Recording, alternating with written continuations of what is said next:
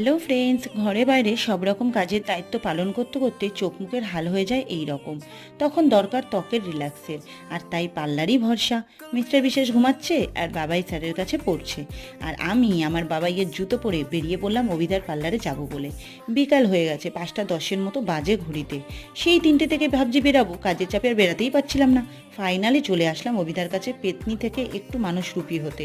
অভিদার parlour নিয়ে তো তোমাদের সাথে আগেই আমি ভিডিও অনেক শেয়ার করেছি, তবুও আরেকবার দেখিয়ে দিলাম। বেসিক্যালি আমি আজকে এসেছি ফেস ম্যাসাজ করতে। অলরেডি কিন্তু আমার ডান। তো ম্যাসাজ করার পর পুরো তফাতটা বোঝাই যাচ্ছে।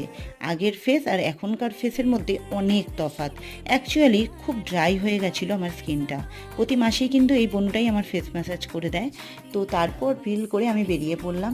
আর অনেকটা ভয় আর মজা লাগে আমার এই সিঁড়িগুলো দিয়ে নামতে। তো চলে এসেছি বাড়িতে। চলো, টাটা।